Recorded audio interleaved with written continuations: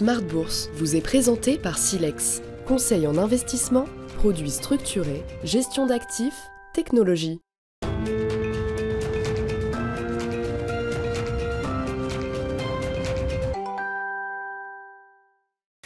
Bienvenue dans Smart Bourse, votre émission quotidienne sur Smart for Change pour rester à l'écoute des marchés. Chaque jour, vous nous retrouvez à 20h30 à la télévision via vos box. Vous nous trouvez également en replay tous les jours, bien sûr, sur bismart.fr ou encore en podcast sur l'ensemble de vos plateformes préférées. Au sommaire de cette édition ce soir, une séance positive pour les indices européens, tout du moins portés par quelques résultats d'entreprises qui sont plutôt salués par les investisseurs. La semaine aura été positive également sur la plupart des grands indices actions. En revanche, le mois d'avril restera un mois négatif pour la plupart des grands indices actions des pays développés en Europe et aux États-Unis. Nous reviendrons sur ce mois d'avril marqué par les avancées et les reculades de Donald Trump en matière de tarifs douaniers et une volatilité de marché qui s'est envolée autour de Liberation Day début avril. Bilan de ce mois d'avril avec nos deux experts chaque dernier vendredi du mois pour dresser ce tableau de bord des marchés. Kevin Lenouaille d'Avantgarde Family Office et Laurent Albi de Next Momentum seront avec nous en plateau dans quelques instants avec leur lot de graphiques pour illustrer ces mouvements de marché des dernières semaines. Les publications se poursuivent et nous attaquons la séquence des grandes valeurs technologiques. Nous avions eu Netflix il y a quelques jours, c'est Alphabet Google qui a publié hier soir et qui rassure les investisseurs sur la dynamique de l'IA, sur la capacité d'Alphabet également à encaisser le choc des droits de douane avec potentiellement une baisse d'appétit du consommateur européen, américain et mondial en général. Le titre Alphabet réagit positivement à Wall Street et puis d'autres publications, je le disais, notamment au sein du CAC 40. Pauline Gratel vous détaillera tout ça dans un instant, enfin dans le dernier quart d'heure de Smart Bourse, comme chaque dernier vendredi du mois. Décryptage économique d'un concept fiscal, les niches fiscales. C'est Michel Rumi, économiste associé de SPAC, que nous retrouverons dans ce dernier quart d'heure de Smart Bourse ce soir.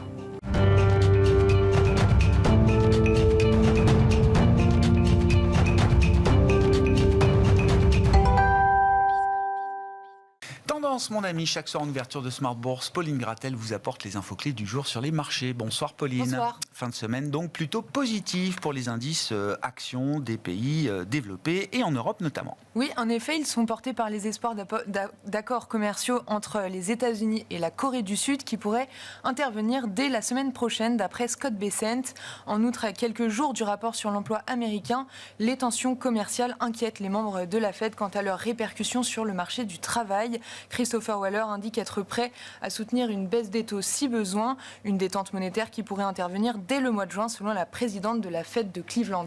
Les marchés actions qui sont également soutenus par une nouvelle vague de résultats trimestriels. Oui, en France, le CAC 40 est tiré vers le haut par toutes les entreprises qui ont publié entre hier soir et ce matin. L'indice parisien évolue autour de 7550 points aujourd'hui. Le Stoxx 600 est en hausse d'environ 0,5%.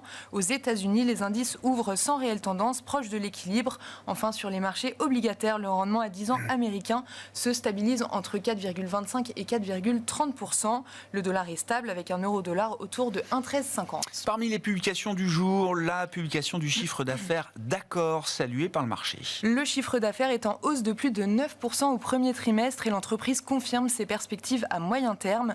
Les investisseurs saluent cette publication. Le titre grimpe de plus de 5% en tête du CAC 40.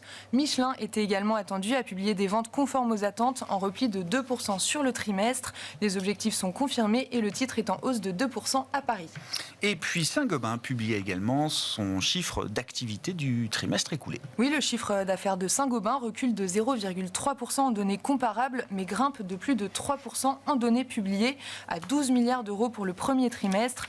Le titre gagne 4% au cours de la séance. Safran aussi a publié et fait état d'un chiffre d'affaires en hausse de 14% au premier trimestre en organique. C'est plus qu'attendu. Safran confirme ses objectifs pour l'année. Le titre est en hausse de plus de 5% pendant la séance. Des publications beaucoup plus compliquées hors CAC 40 avec l'exemple d'Alten aujourd'hui qui voit son action dévissée. Oui, le titre plonge en effet de 14% aujourd'hui, tombant à ses niveaux de 2020. Le groupe de conseil en technologie pour les entreprises fait état de résultats inférieurs aux attentes.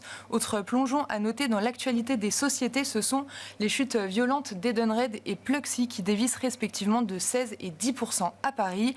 Le gouvernement brésilien envisage de remplacer les cartes tickets restaurants traditionnelles par Pix, un système de versement instantané lancé en 2020 par la Banque centrale. Et puis la Big Tech américaine qui commence ses publications, d'autres à venir la semaine prochaine, mais Alphabet Google a rassuré hier soir et le titre est en hausse de plus de 3% à l'ouverture des échanges américains cet après-midi. Oui, la maison mère de Google dépasse très nettement les anticipations des analystes sur le premier trimestre. Le bénéfice net en hausse de près de 50% à 34,5 milliards de dollars est porté par sa branche cloud et par la forte demande d'intelligence artificielle. Les investisseurs sont rassurés, ce qui n'est pas le cas pour Intel qui annonce des coupes budgétaires avec un possible plan de licenciement de 20% des effectifs selon Bloomberg. La perte nette se creuse à 800 millions de dollars sur le trimestre, même si c'est toujours moins pire que prévu. Le titre plonge de plus de 8% à l'ouverture de Wall Street. Enfin, quels seront les temps forts de la semaine prochaine sur les marchés, Pauline ? La semaine prochaine sera rythmée à nouveau par de nombreuses publications avec plusieurs magnifiques attendus, Apple, Microsoft et Meta aux États-Unis. Côté macro, on le disait, on surveillera le rapport officiel sur l'emploi du département du travail américain pour le mois d'avril.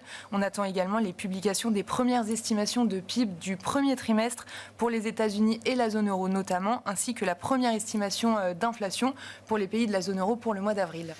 Tendance, mon ami, chaque soir en ouverture de Smart Bourse, Pauline Gratel vous apporte les infos clés du jour sur les marchés.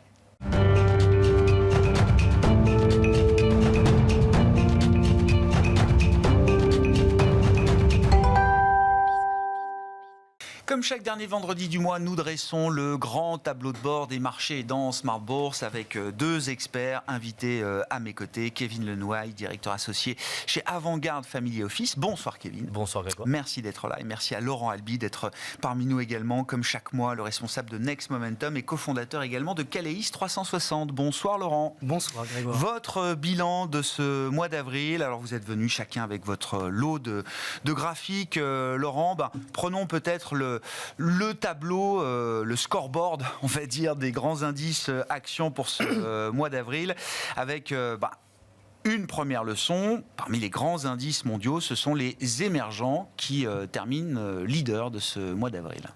Absolument, donc diversification, rotation géographique, et peut-être, point d'interrogation, fin de l'exceptionnalisme américain, puisque tout gérant qui était surpondéré USA en 2023 et 2024 était largement gagnant, et peut-être que ce paradigme va changer en 2025, et peut-être même pour les prochaines années, on ne sait pas, mais en tout cas, de voir les émergents en tête, c'est rare, en tout cas sur ces dernières années, et donc ça mérite de le souligner, avec donc en bleu à gauche la grande tour du Brésil qui est donc non, excusez-moi, l'Inde.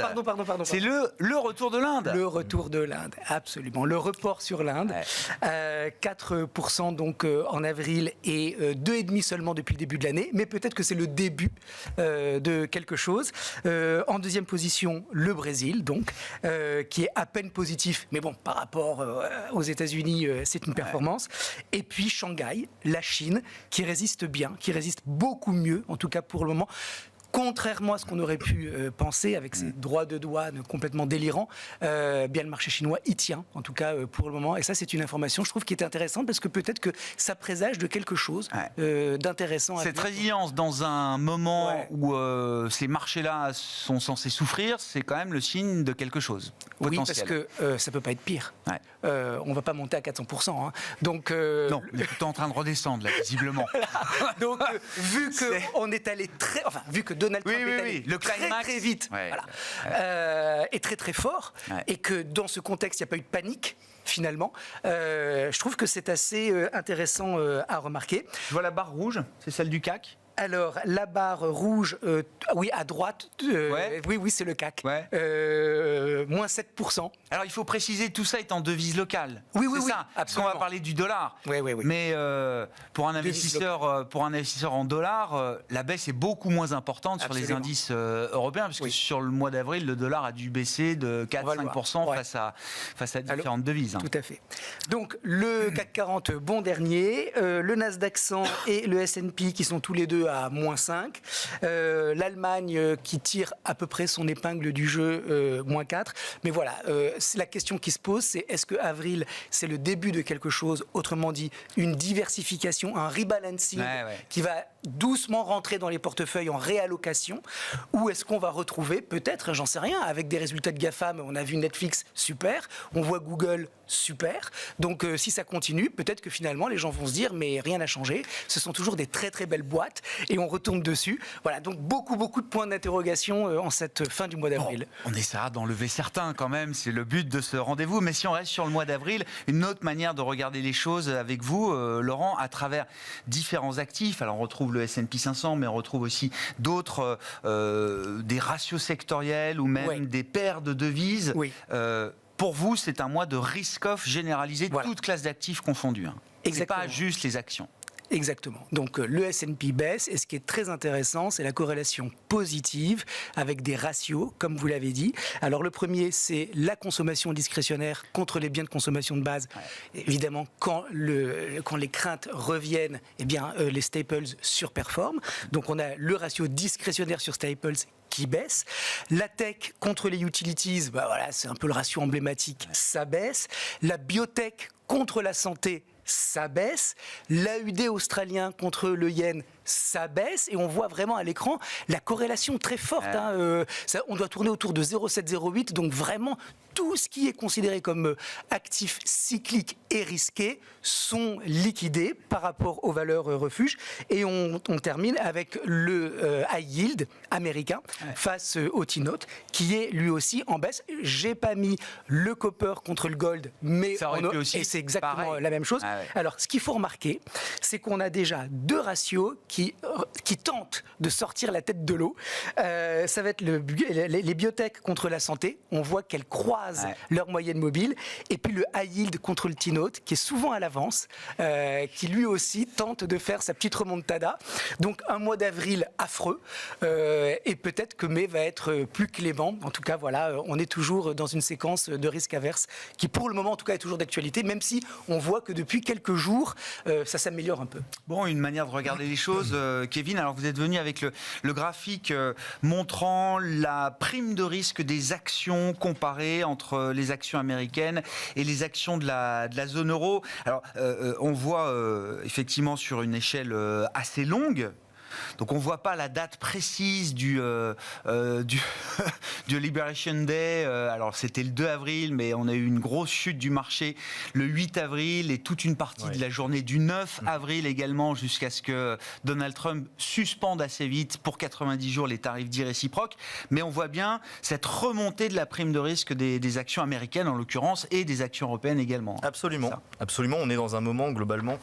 C'est une autre manière de voir la valorisation, parce que je radote beaucoup ici avec toujours la même valorisation en PER forward.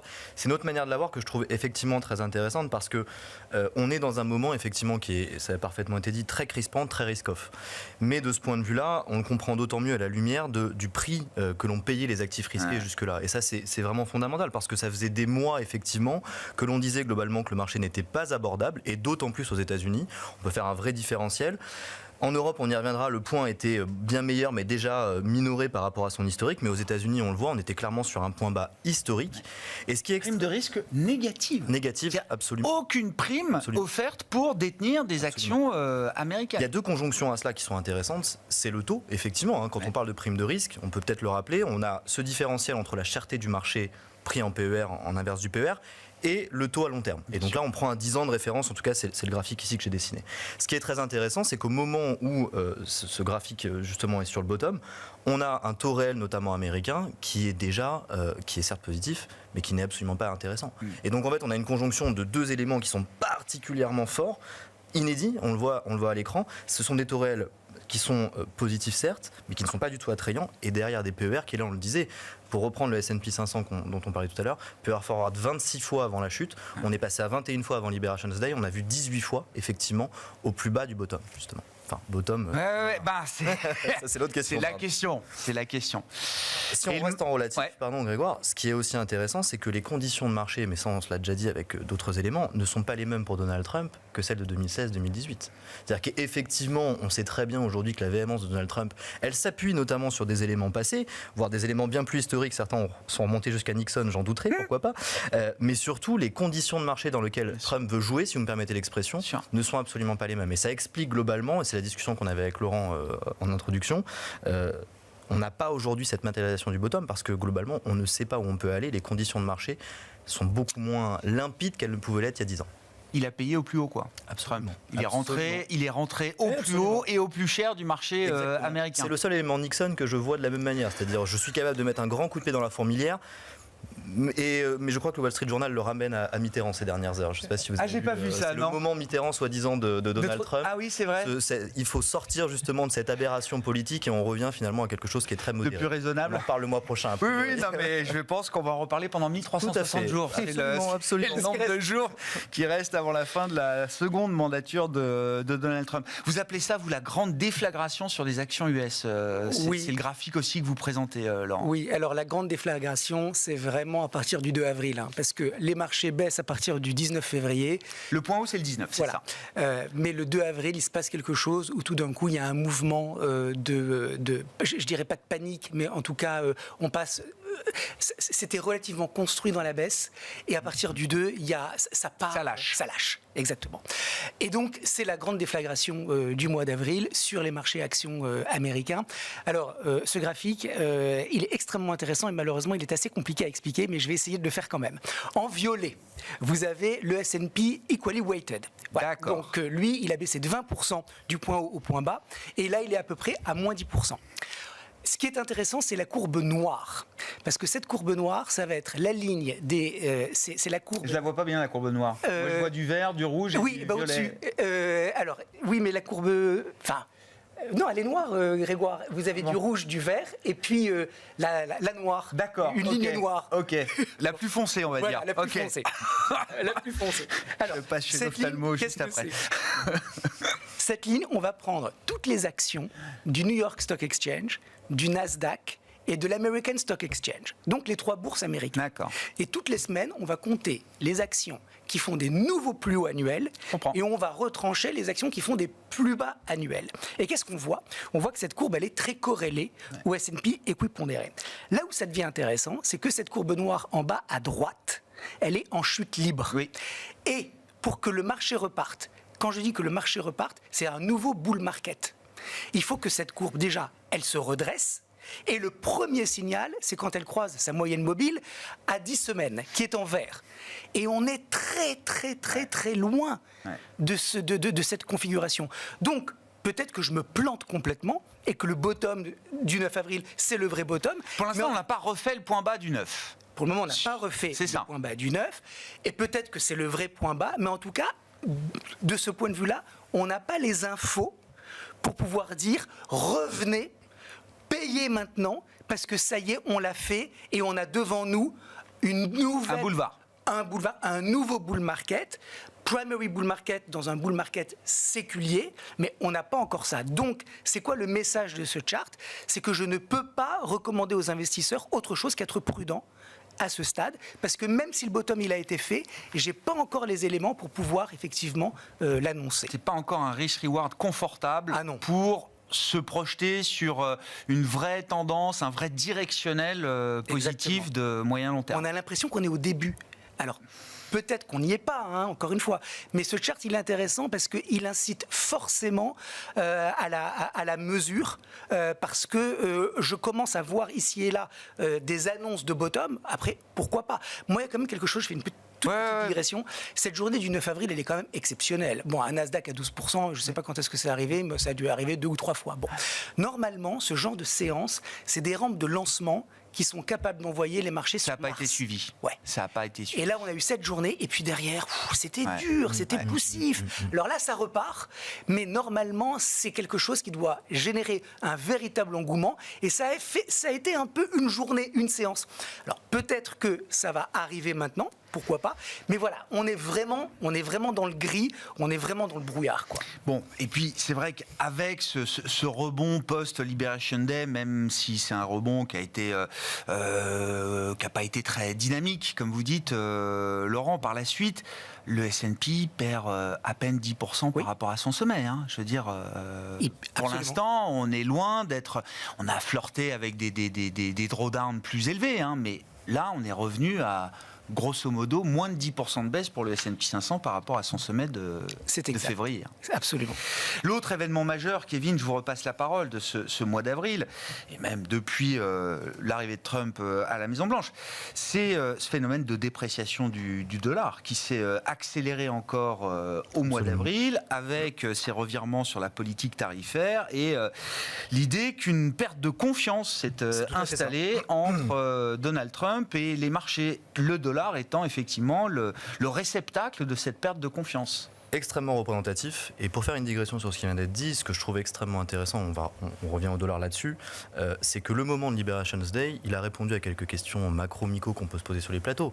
Ce qu'il a mis en exergue surtout, et ça montre le dollar, c'est l'aspect psychologique de la décision, en réalité. La seule réponse qu'on a eue là où on a été libéré, c'est qu'on est maintenant convaincu que le Trump 2016-2020 n'a rien à voir avec celui d'aujourd'hui, et surtout que sa capacité de nuisance potentielle est bien plus importante. Et donc on a lâché les chevaux, entre guillemets, psychologiques. On l'a vu sur la Fed aussi. Hein.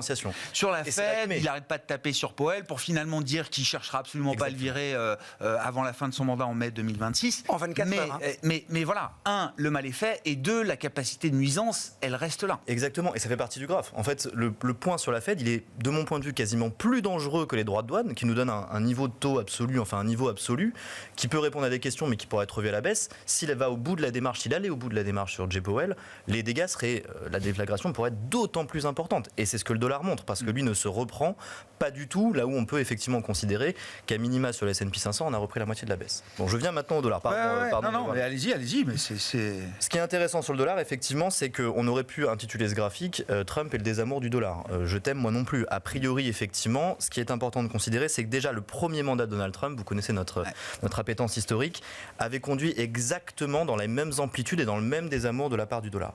Mais effectivement, la reconstruction qui s'est faite depuis ce moment-là, elle nous montre une chose assez importante, c'est que le niveau aujourd'hui sur lequel nous sommes laisse à la baisse encore beaucoup, et surtout qu'on rentre aujourd'hui dans une zone qui n'a plus rien à voir. On est avec le Forex, il faut toujours le rappeler, sur un actif qui est vivant de ce point de vue-là. Et il met ici en exergue, alors effectivement, des baisses qui sont très marquées pour les investisseurs européens, j'y reviens dès après, mais déjà sur les niveaux, on sent bien que c'est la psychologie qui a pris le relais, et attention effectivement à la perte de confiance à l'international, puisque le dollar aujourd'hui, de mon point de vue, est de moins en moins crédible, effectivement, pour les partenaires internationaux. Pour revenir sur les portefeuilles, et c'est sûrement là-dessus effectivement qu'on peut encore discuter, il est clair qu'aujourd'hui, pour un investisseur européen, la peine est d'autant plus lourde parce que ce qu'évoque Laurent tout à l'heure en termes de performance ne tient pas compte des effets de vis. On est quasiment à moins 17, moins 18 sur le S&P 500 en euros depuis le début de l'année. On a passé allègrement les moins 25. C'est ça. Allègrement les moins 25. Donc de ce point de vue-là, effectivement, il faut l'avoir en tête. Ce que j'aime toujours à repréciser ici, pour revenir peut-être sur la partie gestion privée qui est la nôtre, c'est de se dire encore une fois que le Forex est un actif qui est vivant, certes, mais ce n'est pas le point de départ d'une allocation d'actifs ou de notre point de vue d'une décision d'investissement. Ce sur quoi on investit pour nos clients, ça reste des titres, des actifs, de la comptabilité, si je peux me permettre l'expression. Et donc dans ce cadre-là, sauf à considérer effectivement des actifs émergents ou hors de vis dure, je le précise bien, effectivement, là aujourd'hui on a un vrai travail pédagogique auprès de nos clients qui est de leur dire le point d'entrée sur les actifs dollars était parfois du 1,04 l'année dernière ou du 1,12 il y a encore quelques mois. Là il y a une peine qui est très forte, n'oublions pas. Le déport aujourd'hui signifie une performance l'année dernière. Mais ça vaut le coup de se couvrir aujourd'hui quand on investit sur les actions américaines ou pas, Kevin ? Non, je ne le. C'est pas une pratique très courante de se couvrir contre le dollar, puisque ça reste l'actif de refuge, ça restait l'actif refuge de référence. Donc on était content d'être exposé au dollar dans son portefeuille d'actions américaines en cas de secousse, quoi. En gestion privée, c'est pas la norme effectivement de se couvrir, mais on peut le faire et on en voit de plus en plus. Tout est possible, bien sûr. Maintenant, est-ce que ça vaut le coup ? De mon point de vue, non. Pourquoi ? Parce que effectivement, déjà le coût aujourd'hui de la couverture n'est absolument pas prohibitif.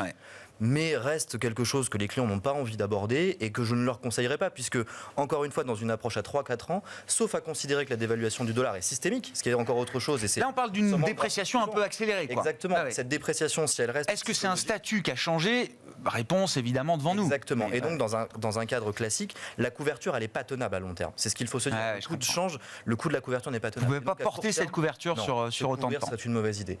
La question que nous posent aujourd'hui nos clients, elle est inverse. Alors, elle est facile sur les 1,15. Effectivement, c'est au contraire, est-ce que c'est un point d'entrée pour remettre du dollar ?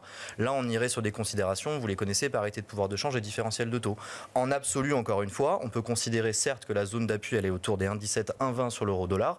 Maintenant, dans le différentiel de taux, à 1,10, majeur, on sera très confortable. Le différentiel entre le taux 10 ans américain et le 10 ans allemand, il a explosé à quasiment 200 points de base. Donc ça va d'autant plus à contresens d'une couverture. Ce serait uniquement tactique et à mon avis trop coûteuse. Derrière la baisse du dollar, et pour remettre là aussi les choses en perspective, comme vous le faites Kevin, il y a quand même aussi l'idée que avant même Liberation Day et avant même le retour de Trump aux affaires, le monde... alors je ne vais pas dire se dédollarisait, mais se diversifiait du dollar, et ce depuis des années déjà maintenant. La part d'utilisation du dollar dans les échanges commerciaux a quand même baissé, la part de détention du dollar dans les réserves de change étrangères a déjà baissé, et ce depuis des années. C'est bien la tendance qu'on voit avec ce graphique. Exactement. Ce que montre le graphique ici, effectivement, c'est qu'il y avait déjà un mouvement. Alors, on parle parfois de dédollarisation, ça me paraît effectivement un peu fort sur les niveaux. Diversification, c'est bien. Effectivement. Est-ce que c'est totalement aberrant ? Absolument pas, parce qu'encore une fois, à côté de la dédollarisation, le terme qui revient beaucoup chez nous, c'est celui de régionalisation. Vous savez, cet abandon d'une société, d'une économie mondialisée à tout va, mais mondialisée voulait dire en fait américanisée. Donc oui, effectivement, la régionalisation, elle a sens, et elle peut s'accentuer effectivement de ce point de vue-là. Ça se voit dans ce graphique que je trouve intéressant, qui nous permet aussi d'aborder un autre actif qui est l'or, effectivement, et de rappeler une première chose, c'est que déjà sur l'or, mais aussi sur le forex, on va évidemment toujours parler des épargnants privés chinois qui achètent de l'or. Mais en réalité, les points, j'allais dire, les plus forts aujourd'hui sur ces actifs-là, ça reste les banques centrales. Ne l'oublions absolument pas, c'était l'un des effets, on en avait parlé à ce moment-là, qui fait que nous n'avions pas acheté d'or lors de la guerre ukrainienne, parce qu'il fallait que la Russie cède ses stocks. Et bien là, on a le même mouvement, donc c'est assez intéressant, effectivement. On a une diversification, effectivement, des réserves, et en plus de ça, on a un mouvement sur l'or qui s'accroît. Il montre ce que l'on disait, non seulement les échanges, effectivement, sont beaucoup plus diversifiés aujourd'hui, surtout, vous avez des devises qui sont capables de prendre le relais, et ça, ce n'est pas une partie, on peut pas. Mais le mouvement Trump est intéressant parce que potentiellement, il va recrédibiliser les autres devises. Alors, de là à ce que l'euro soit crédible.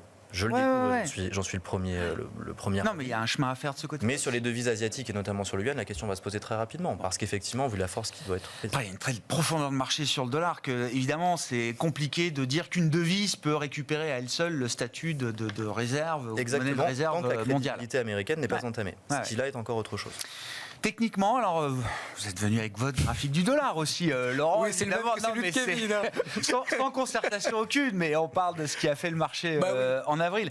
Qu'est-ce que ça nous dit ? Donc c'est bien l'indice dollar face à une poignée de grandes devises de référence. Voilà, un panier de 6 devises. Alors Kevin a parfaitement expliqué le contexte sur le dollar américain. Moi, ce que je peux simplement apporter, c'est donc la lecture technique. Une devise qui est survendue, qui a commencé à baisser au début de l'année. Donc, oui, bien sûr. Mais il y a eu encore une fois cette accélération en avril. Tactiquement, moi, je pense qu'on va assister à une petite respiration quand même, parce qu'on est quand même sur un énorme niveau. Donc, je ne le vois pas continuer de s'écrouler à cette vitesse tout de suite.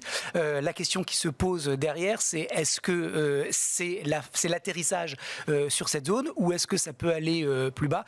Et malheureusement, mon cher Grégoire, je n'ai pas la réponse, parce qu'on est quelque part pris en otage par les propos de Trump. C'est vraiment un seul homme maintenant qui est capable de tout faire bouger. Donc on est sur un énorme niveau. Voilà. Et on va voir ce qui va se passer. En tout cas, tactiquement, je pense que l'euro devrait baisser un petit peu. Et je ne m'attends pas, sur mai, à avoir ce momentum haussier sur l'euro-dollar tel qu'on l'a vécu depuis 3 semaines. Je rappelle, la BCE va continuer de baisser ses taux, normalement. La reprise économique en Europe, elle ne s'annonce pas non plus flambarde pour les 6-9 mois qui viennent. On verra ensuite le régime de croissance qu'on peut avoir en 2026. Mais c'est pas... Oui, mais là, encore une fois, ce qui se passe en ce moment, c'est vraiment la défiance vis-à-vis des États-Unis j'entends. à cause de Trump. C'est de la prime de risque. Oui. C'est vraiment ça. C'est un nouvel univers, quoi.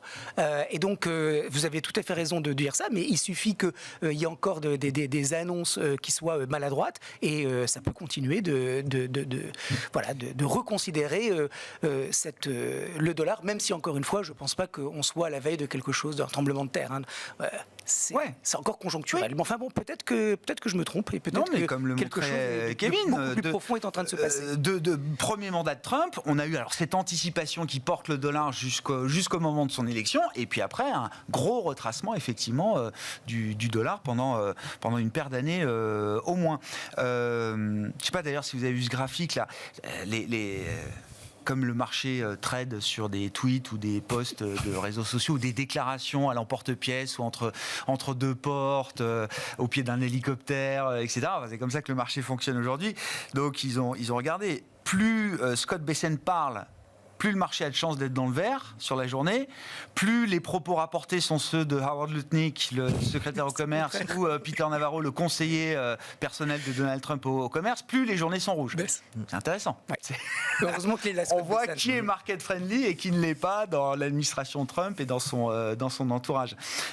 Si on dit un mot des entreprises aussi dans le contexte quand même, Kevin, alors vous avez un graphique qui nous montre là aussi sur longue période la décomposition de la croissance des bénéfices par action. Donc là, on est sur l'univers des actions européennes. Mais avant cela, qu'est-ce que vous retenez un peu des premières indications, des premières entreprises un peu baromètres qui ont pu publier leur chiffre d'activité et ou leurs résultats là, sur ce premier trimestre? Je dirais 3 éléments, si on devait les citer. Le premier, effectivement, c'est que pour l'instant, les publications se passent plutôt bien. Ça a été dit tout à l'heure par Pauline et je crois également par Laurent. Dans ce cadre-là, on a globalement déjà des niveaux qui sont contraints sur les volumes, mais qui ne sont pas dus à l'élément de commerce. Ah bah non. Et ça, c'est la transition vers le deuxième élément, effectivement, c'est qu'il ne faudrait pas surinterpréter les choses. Ça, ce sont les 2 premiers points. L'autre point qui me paraît très intéressant, c'est que par contre, dans les discours de management, là, on a une imbrication qui est très forte, effectivement, et une prudence qui est d'autant plus marquée. On évoquait ensemble 2 sujets. On peut prendre 2 sujets qui n'ont rien à voir, on va le dire ainsi. Si on regarde aujourd'hui Pepsi aux États-Unis, la publication a été médiocre. On va s'arrêter sur ce terme-là. Les volumes sont plutôt bons, en tout cas ils sont reprises, mais le niveau de marge, et on va venir ensuite au graphique, ne permet pas effectivement une marge de manœuvre qui est extrêmement importante. Le marché réagit plutôt là aussi médiocrement. Par contre, ce qui est très important, c'est que là où on voit que les choses vont empirer, c'est que le management nous dit très clairement, par contre, la Fed sur 2025, elle est très clairement terminée. Et eux, la dévaluation du dollar, elle suffit absolument pas à rattraper les volumes dans leur globalité. Donc, c'est ce que l'on ressent aujourd'hui du côté micro. L'autre élément qui va être très intéressant, qui est très exportateur, mais qui n'a rien à voir, c'est ASML. Alors, qui est dans nos portefeuilles et qu'on apprécie beaucoup, là aussi fondamentalement, même si on pourrait parler en termes de performance. Là aussi, ASML résume très bien les choses, pas touché par les droits de douane dans un premier temps, mais très représentatif du lien que va avoir ce type d'entreprise sur l'économie mondiale et du risque potentiel. La première chose, effectivement, je vais commencer par la fin, le risque potentiel. Pas de droits de douane à l'heure actuelle, d'aller dire en premier abord sur ASML, mais on sait très bien que l'administration américaine, aujourd'hui, a la visée très forte sur la protection, les droits de détention intellectuelle, et notamment sur la lithographie. Donc on sait très bien qu'ASML a tout intérêt à ne pas faire beaucoup de vagues, je vais dire comme ça. Donc déjà, on sent très bien que ce type d'acteur-là va être très ciblé. Mais surtout, eux-mêmes avouent dans leur communication que les perspectives ne sont pas extrêmement bonnes. Pourquoi ? Parce que eux, s'ils ne sont pas touchés, c'est tout l'environnement, certes des semis, mais c'est tout l'environnement industriel, une nouvelle fois, qui est touché. Donc quand bien même vous passez entre les mailles du filet des droits de douane, ce que l'on voit sur le marché aujourd'hui, c'est une tension assez forte aujourd'hui dans les communications. Et ce que je retiens, la conclusion de tout ça, si vous me le permettez, avant de venir au graphique, c'est celui de se dire qu'aujourd'hui, le marché est très gentil, me semble-t-il, et assez... sympathique vis-à-vis des croissances et vis-à-vis des perspectives attendues, parce qu'on n'a pas de retracements qui sont extrêmement forts sur les perspectives. C'est potentiellement une deuxième patte, justement, de baisse ou de déception qui peut arriver instantanément. Très compliqué de mesurer effectivement les effets de cascade, les effets de réverbération qui sont liés à ces tarifs. Absolument. Google, on se dit, Google, c'est du service, il passe complètement à travers les tarifs qui sont mis sur les biens. Oui, mais comme Chine et Temu sont visés, Chine et Temu coupent leurs dépenses publicitaires sur Google. Enfin, il y a plein d'effets de réverbération comme ça qui peuvent se retrouver dans des entreprises dont à première vue, on se dit, elle est plutôt en dehors du cercle premier des tarifs. C'est ça, et ASML est représentatif parce que valeur internationale par définition, chiffre d'affaires extrêmement diversifié, mais encore une fois, les effets de bord sont bien plus importants. Qu'est-ce qu'il faut comprendre là, de ce graphique long terme sur la manière dont se forment les bénéfices par action des entreprises en Europe là, Ce qui est important Kevin. ici, c'est la décomposition, effectivement. Je le précise bien en croissance, on n'est pas sur des niveaux absolus. Donc là, c'est comment se forme la croissance des bénéfices par action, effectivement. Deux éléments majeurs, effectivement, c'est soit la croissance des ventes, on pourrait parler de volume, on va beaucoup plus vite, ou la croissance des marges. Ce que l'on a aujourd'hui sous les yeux, mais on pourrait le reprendre en réalité sur différents marchés, c'est celui du MSCI Europe. Le MSCI Europe, ici, ne dispose pas d'un stock de croissance des volumes passés suffisant pour encaisser aujourd'hui le choc des droits de douane. C'est ce qui est très important.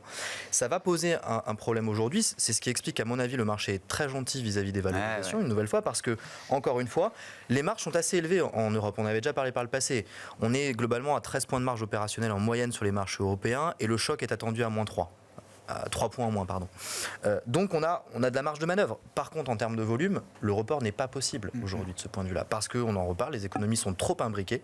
Et donc il faudra se poser la question justement de où peuvent aller les surplus, encore une fois. Quand je parle de surplus, je pourrais parler de la Chine. Oui, bien sûr. Donc c'est ce que montrent ici les choses, c'est encore une fois, le stock n'est pas suffisant, de mon point de vue, pour encaisser un choc similaire. Bon, fragilité dans les perspectives bénéficiaires des entreprises quand même. On verra, les révisions, comme vous le dites, sont assez gentilles pour l'instant. Le marché est peut-être beaucoup plus cher que ce qu'on imagine à date. On suivra ça, on va laisser la saison de publication se dérouler, les analystes faire leur travail et voir effectivement où est-ce que les perspectives de croissance bénéficiaire atterrissent. Nous allons entrer dans le mois de mai, nous marquons les 100 jours de Donald Trump et nous entrons dans le mois de mai. Alors c'est bien, il y a un très bel effet de saisonnalité, Laurent, à double titre. Est-ce que passer le cap des 100 jours, c'est déjà passer le cap d'une forme d'incertitude ? Je ne sais pas. Et l'entrée dans le mois de mai, est-ce que c'est une nouvelle forme d'incertitude qui arrive pour les investisseurs ? Vous avez choisi ce titre. On fait une pause, point d'interrogation. Oui, parce que j'ai l'impression que c'est ce que les directeurs d'usines, les traders dans les salles de marché, les gestionnaires, les économistes demandent à Donald Trump. Tout le monde aimerait bien qu'on mette, on appuie sur le bouton pause quelque temps, quoi. Sinon, on va tous faire un burn-out rapide. C'est peut-être ce qui est en train de se passer. C'est peut-être ce qui est en train de se passer ces derniers jours. Voilà. Donc, exactement. Donc, comme le disait Jamie Dimon, maintenant on a besoin de voir des deals. C'est ce que Jamie Dimon, le patron de JP Morgan, disait le 8 avril à la télévision, avant que Donald Trump mette en place ses tarifs et les suspende 14 heures après. Là, maintenant, il faut rentrer dans la phase où on a besoin de voir des deals. Donc c'est ce que, d'une manière ou d'une autre, va générer ou produire l'administration américaine. Que ce soit des deals faciles avec la Corée du Sud, avec qui il n'y a pas de barrière tarifaire, ou des deals plus compliqués et sans doute beaucoup plus longs et complexes à mettre en œuvre, comme avec la Chine, par exemple. Il faudrait déjà qu'il nomme un interlocuteur qui soit son porte-parole et que les Chinois puissent communiquer avec quelqu'un, parce que pour le moment, c'est même pas le cas. Alors, donc, avril a été affreux.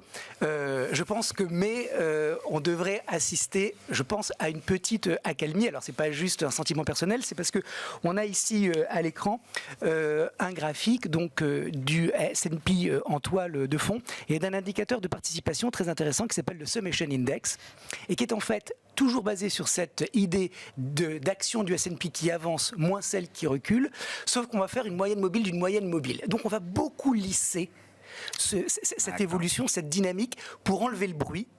Et donc on a un signal, tout petit signal qui apparaît seulement maintenant d'une reprise. Alors pourquoi c'est intéressant ? Parce que si c'était juste avancer moins déclin, il y a du bruit, ça peut repartir à la baisse.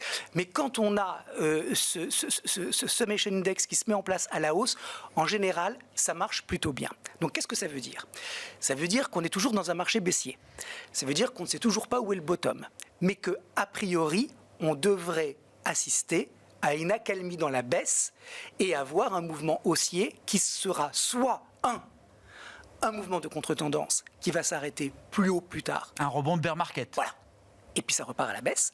Soit effectivement, on le tient, notre bottom, sauf que encore une fois, on peut le savoir qu'a posteriori. Ça, c'est comme une capitulation. On sait que c'est un sell-off quand le sell-off il a eu lieu.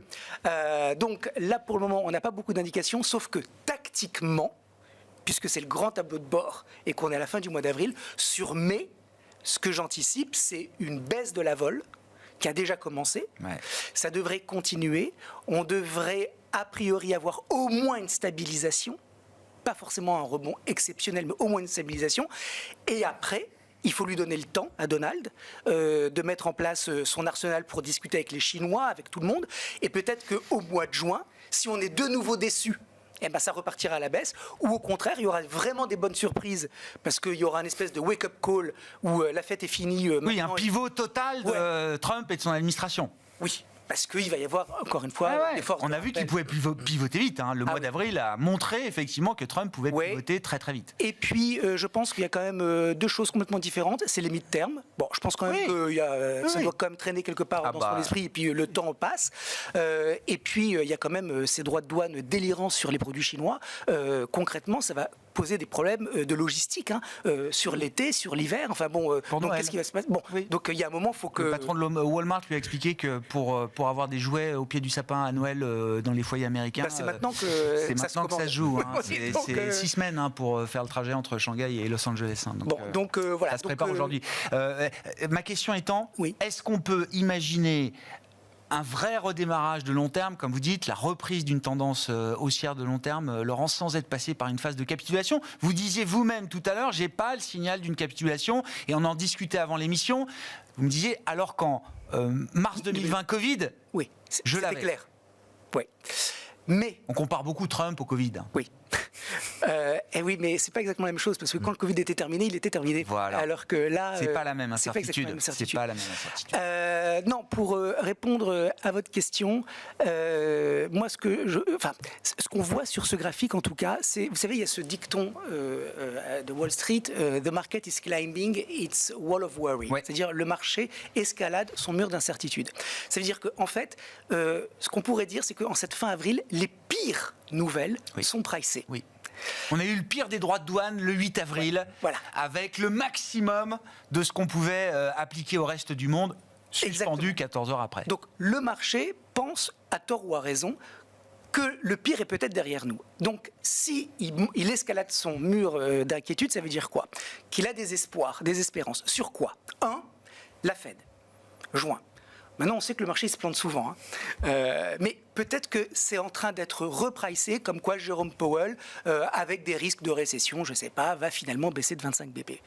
Deuxièmement, peut-être qu'il y a des espoirs sur les résultats. On a vu Netflix, on a vu Google, peut-être que Apple, Microsoft, Amazon, tout cela vont finalement... Premier trimestre. Oui. Avant tarif. Oui. Mais bon, on voit quand même que le marché réagit positivement à Google. Il ne dit pas premier trimestre, avant tarif. C'est des titres qui ont baissé, qui ont anticipé aussi beaucoup de choses. Déjà. Exactement. Donc il y a les tarifs, et puis il y a les tarifs, donc cette espérance qu'effectivement il va y avoir une espèce de retour à la raison, et que cette séquence qui a de moins en moins de sens, et pour les États-Unis, et pour les Chinois, mais surtout pour les consommateurs américains, moi je pense, finalement, ça va forcer Donald Trump à mettre un petit peu d'eau dans son vin. Et donc, pour conclure, beaucoup trop tôt pour savoir si c'est effectivement une hausse durable ou un simple rebond, mais étant plutôt parano et pessimiste par nature, surtout dans C'est bien de dire d'où vous parlez, Laurent. Moi, je pense qu'il vaut mieux tabler sur un rebond. Nakani, quoi. Voilà, de bear market rally, parce qu'on n'a pas encore on n'a pas de news pour savoir si vraiment ça va durer. Il reste assez peu de temps, il y a encore beaucoup de graphiques, je suis pas sûr qu'on puisse tous les passer, mais je voulais qu'on dise un mot du marché du crédit avec vous, Kevin, les obligations d'entreprise. Là aussi, souvent un indicateur avancé des tensions, du cycle économique également, et de ce vers quoi on se dirige. Que nous disent ces marchés-là?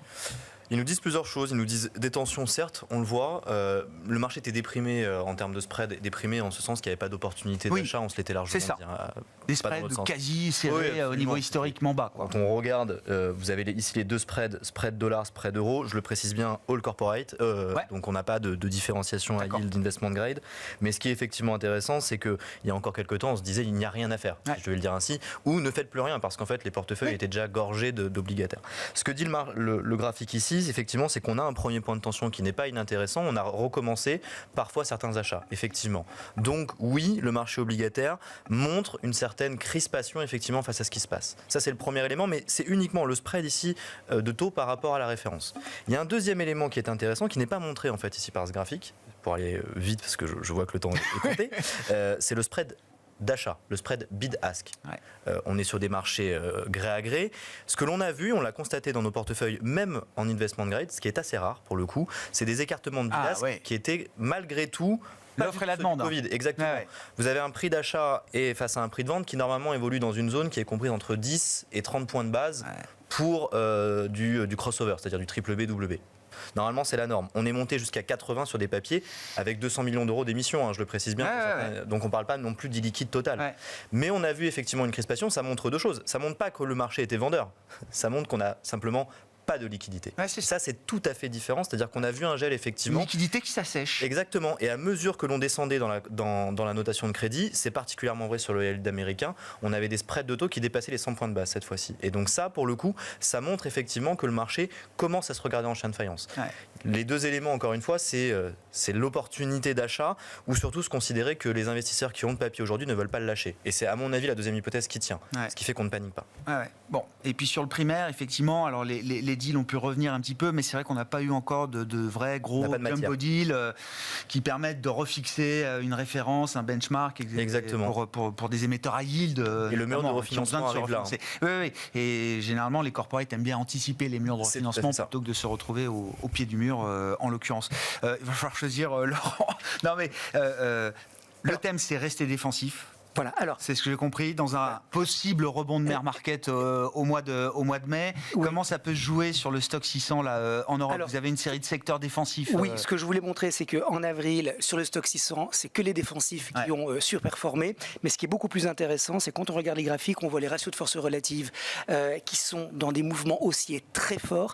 Et il y a un rate of change du ratio de force relative qui montre la vitesse de surperformance qui n'arrête pas d'accélérer. Donc on reste défensif sur mai. Et c'est quoi les secteurs que vous privilégiez là? Alors l'assurance qui est toujours très forte, les télécoms, les utilities et puis les foncières qui sont en train peut-être de frémir, et l'alimentation et boissons qui a été hyper boudée depuis 2 ans et qui commence là aussi à se réveiller. Donc les jokers, c'est ça, c'est les foncières et alimentation et boissons. Bon. Pour traverser le mois de mai de la manière la plus calme possible, espérons-le. Merci beaucoup, messieurs. Merci d'avoir été avec nous en ce dernier vendredi du mois. Chaque dernier vendredi, c'est le grand tableau de bord des marchés. Laurent Albi est avec nous, responsable de Next Momentum, cofondateur de Caleis 360, et Kevin Lenouaille, directeur associé chez Avantgarde Family Office.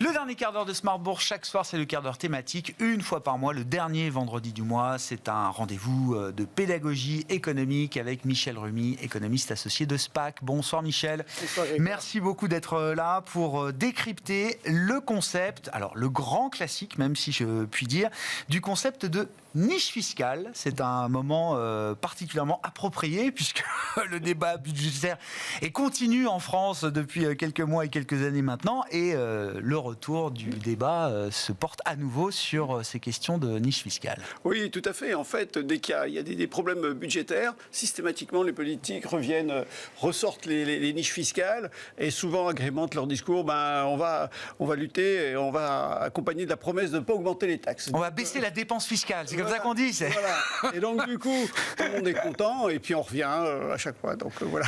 Vous me dites le chiffre, là, c'est 467 niches fiscales aujourd'hui en France? Oui. En 2024, il y a 467 niches fiscales qui représentent à peu près un manque à gagner à l'État pour 85 milliards d'euros. C'est de la dépense fiscale. Hein. Oui, c'est-à-dire, en fait, oui. Il faut bien. La niche fiscale, c'est une dépense fiscale, ça veut dire que l'État se prive, entre guillemets, de 85 milliards. Et ce qu'il faut, si on remet quelques chiffres, d'une certaine manière, ça représente à peu près un quart des recettes fiscales nettes. C'est 3% du PIB.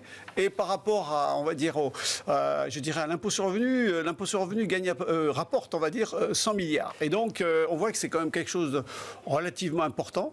Mais aussi, dernier truc, c'est que il faut aussi se rappeler que face à 460 niches fiscales, il y a 483 petites taxes, impôts, cotisations, etc. Donc c'est pour bien voir un peu ce que ça donne. Et sur ces 467 niches fiscales, il y a des effets de concentration très importants. Il y en a une poignée qui représente la plupart du manque à gagner fiscal pour l'État français. C'est ça, Tout à fait. Il y a à peu près les 15 principales niches fiscales représentent à peu près 50%, c'est-à-dire à peu près 42 milliards des dépenses fiscales de l'État, alors que 50% des niches fiscales coûtent, on va dire, moins de 10 millions d'euros à l'État. Donc on voit qu'il y a vraiment une concentration, et concentration au niveau aussi, on va dire, dans une certaine mesure, des bénéficiaires. Parce qu'en fait, il y en a qui ont des niches qui sont, on va dire, inefficaces dans la mesure où elles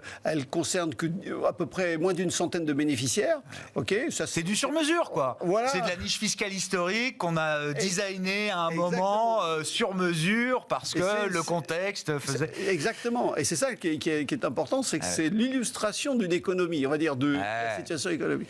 Puis il y en a qui touchent beaucoup plus. Donc c'est les plus coûteuses. C'est par exemple l'emploi d'un salarié à domicile, ça fait un peu moins de 5 millions de foyers. Et puis alors là, c'est aussi paradoxal que cela. Eh bien, on ne connaît pas parfois le nombre de bénéficiaires, et il paraît que ça touche à peu près 200 niches. Donc on voit que c'est quand même assez un aspect un peu particulier. Quoi. Et rappelons-le au passage, la France, parmi les pays du G7, est le pays champion, bien sûr, on peut ne pas être le des premier niches fiscales. L'ingénierie fiscale française n'a pas de limite. Alors, on a oublié de dire, mais c'est pas un concept nouveau, les niches fiscales. Oui. Ça existe, c'est aussi vieux que le monde des mondes, oui, Michel. Tout à fait, parce qu'en fait, dès la Rome antique, on voit qu'il y avait un système équivalent, et ça nécessitait en fait d'alléger les finances publiques, et donc, eh bien, nous, on fait des investissements dans divers aspects. Eux, c'était pour, on va dire, l'entretien d'une route ou d'un aqueduc. Et puis, voilà, ça permettait aux plus fortunés d'alléger leur pression fiscale et de participer à la vie de la société. Bon, donc, alors, c'est quelque chose, c'est pas nouveau, c'est pas français, c'est... Oui. Non, tout le monde a trouvé la même chose. C'est partagé aujourd'hui par beaucoup de pays sur la planète. Concrètement, du coup, qu'est-ce que c'est qu'une niche fiscale? Comment ça marche du point de vue fiscal, justement? Alors, une niche fiscale, c'est un dispositif, en fait, qui a été créé pour inciter des comportements vertueux, qui bénéficient à l'ensemble de l'économie de la société. Et par exemple, on va inciter à investir dans certains secteurs stratégiques, comme l'immobilier, comme éventuellement la transition écologique, voire les PME. Ou par exemple aussi, alléger la charge fiscale de certains foyers en soutenant par exemple les emplois à domicile, en faisant des dons, etc. etc. Donc, et en contrepartie de cet investissement, cette prestation sociale, eh bien, les contribuables qui sont concernés bénéficient d'avantages fiscaux, et qui peuvent prendre la forme soit de réduction d'impôt, soit de crédit d'impôt, soit éventuellement de déduction du revenu imposable. Et c'est le cas, par exemple, pour les ménages, c'est le crédit d'impôt du moins un abattement sur les revenus, sur les frais professionnels des salariés, ou pour les entreprises, eh bien, c'est, je dirais, le crédit impôt recherche, où on a le taux de crédit d'impôt, et on ne va pas faire la fiscalité, mais il est de 50% pour la partie inférieure à 100 millions et de 5% pour la partie supérieure à 100 millions d'euros. Avantages et inconvénients des niches fiscales, Michel. Avantages pour commencer. Oui, en fait, c'est du nudge, c'est ce que vous dites. Il y a un côté, voilà. C'est bien fit, on va dire. Ouais. En fait, bien sûr, c'est l'avantage fiscal. Ces niches permettent de diminuer la charge fiscale de manière significative parfois. Et puis, il y a aussi une façon, et là, c'est pas souvent dit, c'est une optimisation fiscale pour ceux qui peuvent en bénéficier. Eh bien, ils diversifient leur patrimoine en réduisant l'impôt. Et puis, en même temps aussi, il y a des niches qui favorisent les actions sociales avec l'emploi à domicile, tout en allégeant, on va dire, la charge fiscale des familles. Et donc, c'est ça qui est important, c'est dire qu'il y a certains désavantages, et c'est ce qui est très important de mettre en exergue. Face à cela, quels sont les inconvénients que vous avez recensés? Alors, bien sûr, le plafonnement, on ne peut pas, on va dire, le faire à grande hauteur. C'est limité à 10 000 euros. Et puis, les inconvénients, c'est c'est la complexité administrative. Faut pas, on est français, faut pas oublier. Et donc, bénéficier des niches nécessite de respecter certains critères spécifiques, de mener les papiers qui conviennent, etc., etc. Et puis, ce qui est aussi, c'est parfois, il y a les modifications fréquentes, les dispositifs sont régulièrement revus, et donc on n'amène pas une certaine stabilité, une certaine sérénité pour les personnes qui en bénéficient. Et puis, aussi, c'est limité pour certains puisque ça bénéficie aux riches mais pas aux pauvres. Et donc, ceux qui n'ont pas d'impôts, à payer ou à faible niveau, ne peuvent pas en bénéficier à due proportion. Ouais. Donc, c'est ça qui est important. Est-ce que toutes les niches fiscales, dans la manière dont elles sont designées, se valent ou pas, Michel ? Alors en fait, on va avoir deux types de niches. Les niches verticales qui en fait sont des dispositifs qui vont être spécifiquement orientés vers un secteur d'activité, alors que ce soit économique, sociétal ou environnemental, ou une catégorie de dépenses. Par exemple, c'est celles qui sont destinées à favoriser l'investissement dans l'immobilier, l'emploi à domicile ou les dons, etc. Et puis il y a les niches horizontales. Elles, ce sont des avantages fiscaux dont certains contribuent à bénéficier, mais sans rien faire. Et c'est, par exemple, l'exonération des intérêts produits par un livret d'épargne. Donc, c'est le livret A. Donc, on ne fait rien, mais on a exonéré. C'est ça. Ouais. Et c'est ça qui est important, c'est que on a des différentes niches, mais elles se caractérisent pour divers aspects, et c'est important là-dessus. Bon, le top 3 des niches fiscales les plus coûteuses, Michel ? Alors, les plus coûteuses, c'est en fait celles qui...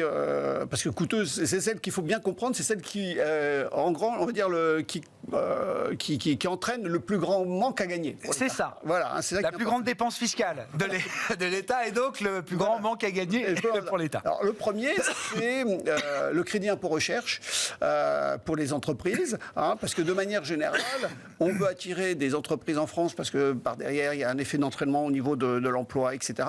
Et donc, pour attirer, on fait le crédit d'impôt recherche. Et c'est la niche la plus coûteuse puisqu'elle coûte en gros à peu près 8 milliards en 2024. Et c'est important pour la recherche et développement. C'est généralement utilisé pour les grandes entreprises, mais souvent, cet impôt est critiqué pour ses effets d'aubaine. Et souvent, on dit que ça coûte cher et son efficacité n'est pas aussi bien, aussi élevée qu'on peut s'attendre, puisqu'on ne sait pas trop si il y a un vrai calcul qui se fait. Puis le deuxième, c'est le crédit impôt pour l'emploi d'un salarié à domicile. Ça peut être jardinage, ménage, etc. Et là, ça coûte à peu près 7 milliards et il y a à peu près 4,7 millions de foyers fiscaux qui en bénéficient. Donc, c'est important. Et puis le dernier, qui est actuellement débattu, c'est l'abattement des 10% qui est appliqué pour les pensions et retraites. Et ça représente à peu près 5 milliards. Alors, rapidement, un petit chiffre. Oui. C'est qu'il y a à peu près 15 millions de retraités et le poids annuel des retraites, c'est à peu près 400 milliards d'euros. Donc, il faut voir un peu ce que ça donne. Et en fait, cet abattement a été mis en place pour Raymond Barre dans les années 70 parce que justement, on voulait, à l'époque, les retraités avaient moins de revenus et donc on a dit on va leur faire bénéficier pour notamment payer les frais de santé à l'époque. Et en fait, ce qu'il faut bien voir, c'est que tous les retraités n'en bénéficient pas puisque c'est en gros un retraité sur deux qui en bénéficient et donc qui, si on supprime, vont voir leur impôt augmenter. Ouais. Et donc c'est ça qui est important de voir, c'est pas de dire oui, l'abattement des retraités, pour certains retraités. Quelles sont les niches les moins efficaces ? Alors, moins efficace, ça veut dire celles où on a qui en bénéficient. D'accord. C'est ça qui est important de voir. Qui couvre le spectre le plus réduit possible, le plus réduit, quoi. Voilà. D'accord. Donc, en gros, on estime qu'il y a à peu près 70 niches qui comptent moins de 100 bénéficiaires et ça coûte à peu près 2,3 milliards par an. Effectivement, ouais. Donc, elles sont inefficaces parce que, en fait, on les a créées à un moment de la société, à un moment de l'économie, et donc souvent c'est le reflet d'une économie d'il y a 10, 15, 20 ans. Et par exemple, on a la déduction exceptionnelle en faveur des simulateurs d'apprentissage de la conduite. Ça concerne que 26 entreprises. Ou éventuellement, il y a le crédit d'impôt en faveur des représentations théâtrales d'œuvres dramatiques ou de cirque, c'est 32 entreprises. Donc, dans ce contexte, eh bien, la Cour des comptes a dit, bon, c'est sympa, mais est-ce pertinent, on va dire.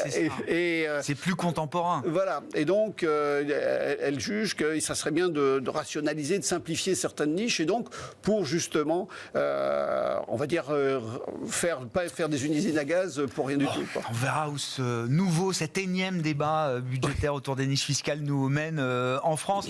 Un dernier mot, Michel, pourquoi est-ce qu'on a instauré ce plafond des niches fiscales? On ne peut pas bénéficier de plus de 10 000 € d'abattement fiscal sur un an. Oui, tout à fait. En fait, l'idée, c'est qu'on ne voulait pas que les ménages les plus fortunés puissent optimiser également les niches fiscales. Et donc, en fait, on a dit, bien, on va leur limiter à 10%.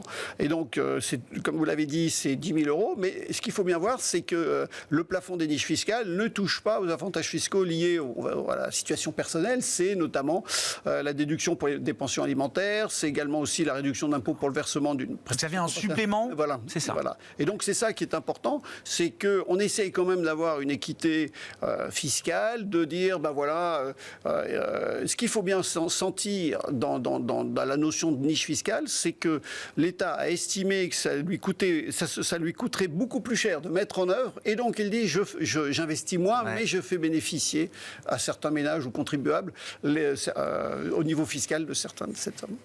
Tout sur les niches fiscales avec Michel Rumi, économiste associé de SPAC. Merci beaucoup Michel. Merci. Avec nous chaque mois dans Smart Bourse pour un décryptage économique.